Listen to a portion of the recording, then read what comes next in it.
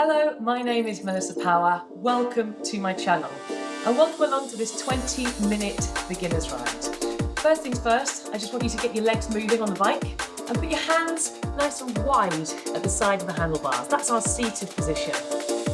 So you can see something on your screen called RPM. RPM means revolutions per minute. Very simply, how many times your legs are going round every minute.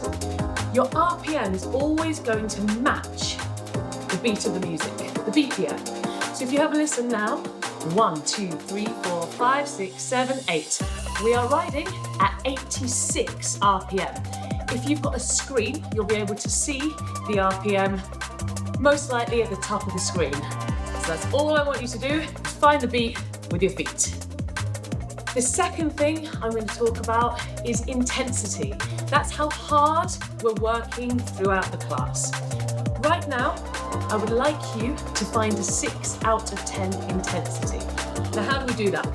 We keep the RPM the same, that doesn't change, but what we do change is the resistance on the bike. Now, your resistance will either be a dial or a gear lever, most likely. That's how we change resistance. So all I want you to do is increase that, turn that dial around, add on a few gears until you feel 6 out of 10. That feels moderate. So you're breathing a little bit heavier than normal. You're feeling something beneath the legs, but you could easily talk. You could do this for 3 hours if you wanted to. You don't want to because you've chosen a 20-minute ride, so do not worry, but you could if you wanted to. Now, today's class is an introduction to indoor cycling, but I'll be honest with you, all of the classes on my channel are for beginners. Every single ride is scalable.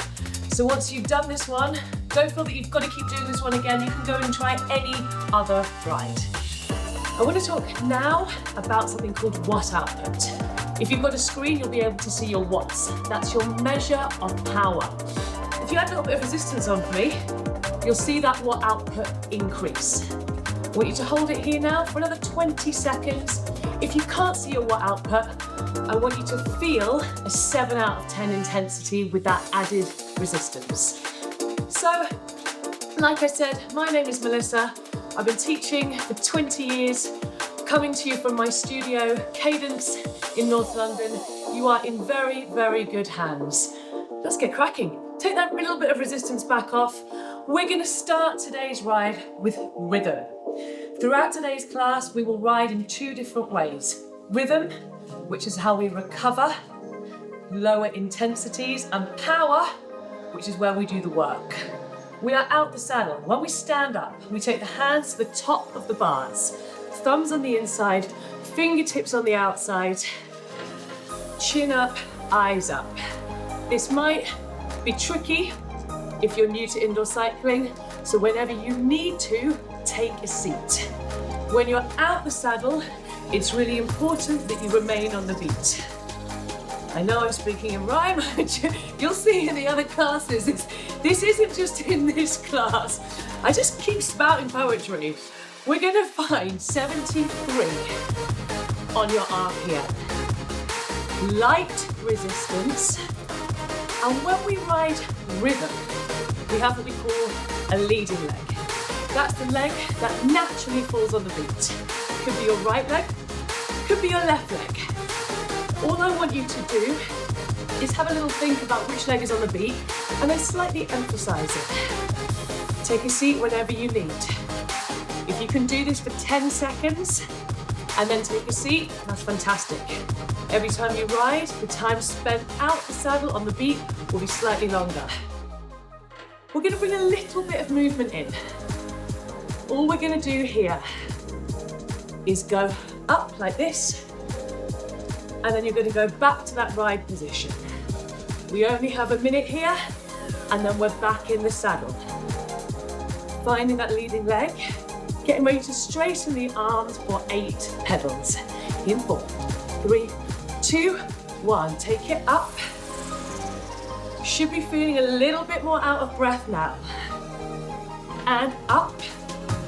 5, 6, 7, and right. And again. Straightening the arms, keep your body weight back. Right, when you're out the saddle, your hands are light on the bars, and the focus is keeping those hips back. Up, 5, 6, 7, and right. One more, that's it. Up, 5, 6, 7, and right. And take a seat. Well done, take that resistance down. Should be feeling out of breath now. We are warmed up. We're ready to hit our first power track. Power is where we're going to start to feel 7 and 8 out of 10. And it's all about increasing, like it says, our power output. 86 is the RPM, revolutions per minute. 1, 2, 3, 4. We have 2 minutes on the clock to go from 6 out of 10 effort here to 8 out of 10. Now, this is really, really simple, because no matter what your ability, all you're going to do is add on resistance until you get to your 8 out of 10. Might mean that you don't add on much resistance at all to start with. That's fine. What I want you to do now is take it to 7 out of 10. RPM doesn't change. We increase resistance until we feel 7 out of 10. Now that means you want to feel like you're on a hill. You're breathing a lot heavier, but you can still breathe through your nose. 6 and 7 out of 10 are what we call our aerobic zone. Quite simply, that means the zone that you could do for 3 to 4 hours. It's your Mo Farah zone. Marathons, triathlons, we can just keep chugging away in this zone. Feeling breathless, but we can still move. 45 seconds left, give me 8 out of 10. This is the point, 8 out of 10, where the lactic acid starts to build up in the legs. So you should now be feeling that the legs are getting a little bit uncomfortable. That's what we want. 8 out of 10, highest intensity we've seen yet. If you can't hold the RPM, take resistance off. We never sacrifice RPM for resistance. Always make sure that you can ride on that beat. If you can't, just drop it a little bit. 10 seconds, I want you to push your bars away from you. Shoulders back, chin up, eyes up, never leaning on the bars, never leaning on the bars. Get your breath. Drop that resistance back down. 88 the cadence. Why don't we lean on the bars? You might have seen in the Tour de France, people doing this, but when we're riding inside, there's no wind, so we don't need to be aerodynamic. Even if you're knackered and you want to have a little pause, keep it up here. That core will be much, much better at delivering power to your legs when it's engaged. Quite simply, we engage the core by sitting upright and pushing the bars away. Shut up, Melissa, get on with it. Okay, here we go. 88 your RPM, we're back into rhythm. 6.5 is the intensity. Your resistance, I want a 6 out of 10. 0.5 will come from the movement. We're going to be standing up and sitting down. Up and down. Now, this is a hard move when you're new to it. So we're just going to practice for just over a minute. Find the leading leg. 1, 2, 3, 4. When you stand up, I want you to push the bars away and imagine that you're being pulled back by a string. Up and down. Try it together. 8, 7, 6, 5, 4, 3, 2, 1, sit. Really feel the bounce with the leading leg. One more 8. Up and sit. Hold it here. We're now going to try a 4 count. If you're finding this tricky, just stay in the saddle, not a problem at all. In 4, 3, 2, 1, up, 2, 3, 4, drop. Up and down. Hands are light, core is tight. See? Up, drop, Up, drop. Breathe out through the mouth when you stand, in through the nose when you sit. 4 more. 4, 3, 2, and time. Hold it here. If you found that impossible, that's really, really common. Jumps are a tough way of doing rhythm, and the way you get better is simply practice. I always say it takes at least 3 classes before you kind of even find the center of gravity on a bike. Stand up for me. So patience is the key here. 63 now is our RPM. We're back into power. This is a very low RPM. Well, we have low RPMs. To get to those intensities, we need more resistance. So your 6 out of 10 here will be more resistance than you've added on so far today. So increase it. Might be a high-ish level, high-ish gear, until you feel 6. We're going to take it to 9 for 30 seconds. That will mean, don't try. This will mean a lot of resistance. Don't be scared of resistance, because at this RPM, it's the only way to get to a high intensity. Let's give it a try. Take it up. So 9 out of 10 means you can just stay on this beat. You're breathing through the mouth. It's feeling much, much tougher in the legs, like you're cycling through treacle. Hips back, chin up. Take a seat whenever you need. 7. Only 30 seconds on this interval and you're coming into your last 4. Breathe through the mouth. Fantastic. 2. And drop it down to 6 out of 10. Take a seat if you need. Absolutely fine to do so. When you're out the saddle, I just want to talk about your positioning. It's very common with beginners to come right over the bars and try and use the bars as a support. We want to get into the habit of thinking with 60% of your weight above the saddle and only 40% above the bars. So if you needed to itch your nose, you wouldn't face plant because you were relying on them for support. If that means you need to sit down a little bit more, that's fine. Out the saddle, hands light, core engaged, shoulders back. If you sat down, try and take it back up now.